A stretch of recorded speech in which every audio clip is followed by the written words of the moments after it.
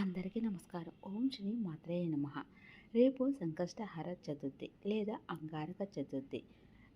సంకష్టహర చతుర్థి సందర్భంగా సంకష్టహర చతుర్థి మంగళవారం కాని వస్తే దానిని అంగారక చతుర్థి అని కూడా అంటారు. అలా కలిసి రావడం చాలా విశేషమైన పర్వదినం. ఈ అంగారక చవితి రోజున గణపతిని పూజించడం, ఈ వ్రతం ఆచరించడం వల్ల జాతకములోని కుజదోష సమస్యలు తొలగించడంతో పాటుగా చేసే పనులలో సంకటములన్నీ తొలగి సఫలతతో చేకూరునని ప్రతీతి. పగలంతా ఉపవాసం చేసి సాయంత్రం గణపతిని పూజించి ఉండ్రాళ్ళు, మోదకములు మొదలైనవి నైవేద్యంగా పెట్టి చంద్రోదయం సమయంలో గణపతికి, చంద్రునికి, చతుర్థి దేవతకు ఆర్ఘ్య ప్రదానం చేసిన తరువాత ప్రసాదాన్ని స్వీకరించాలి.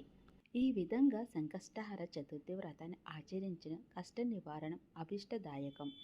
సకల విఘ్నాలకు అధిపతి ఆది దంపతుల కుమారుడైన వినాయకుడు. ఆయనను పూజిస్తే అన్ని సంకటాలు తొలగిపోతాయి.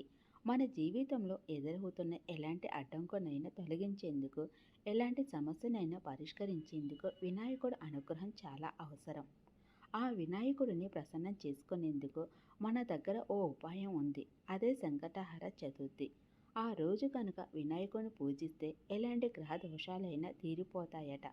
పెళ్లి కాకపోవడం, పిల్లలు లేకపోవడం వంటి కష్టాలు తొలగిపోతాయి. ఆర్థిక సమస్యలన్నీ దూరమైపోతాయి.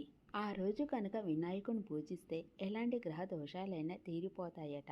పెళ్లి కాకపోవడం, పిల్లలు లేకపోవడం లాంటి కష్టాలు తొలగిపోయి ఆర్థిక సమస్యలన్నీ దూరమైపోతాయి.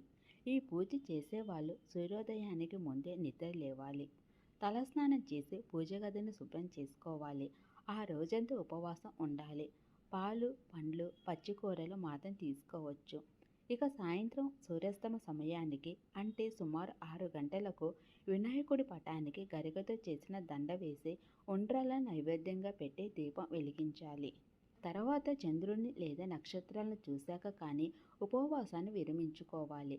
ఇంట్లో పూజ ముగిసిన తర్వాత వీలైతే దగ్గరలో ఉన్న వినాయకుడి గుడికి వెళ్ళి 3 లేదా 11 లేదా 21 ప్రదక్షిణాలు చేయాలి. అంగారక చతుర్థి. ఒకవేళ సంకష్టహర చతుర్థి మంగళవారం కాని వస్తే దానిని అంగారక చతుర్థి అని అంటారు. అలా కలిసి రావడం చాలా విశేషమైన పర్వదినం. ఈ అంగారక చవితి రోజున గణపతిని పూజించడం, ఈ వ్రతం ఆచరించడం వల్ల జాతకములోని కుజదోష సమస్యలు తొలగించడంతో పాటుగా చేసే పనులలో సంకటములన్నీ తొలగి సఫలత చేకూరునని ప్రతీతి. ఓం గం గణపతియే నమః. పౌర్ణమి తర్వాత వచ్చే చతుర్థి రోజున చేసే వ్రతంను సంకష్టహర చతుర్థి లేదా సంకటహర చతుర్థి వ్రతం అంటారు.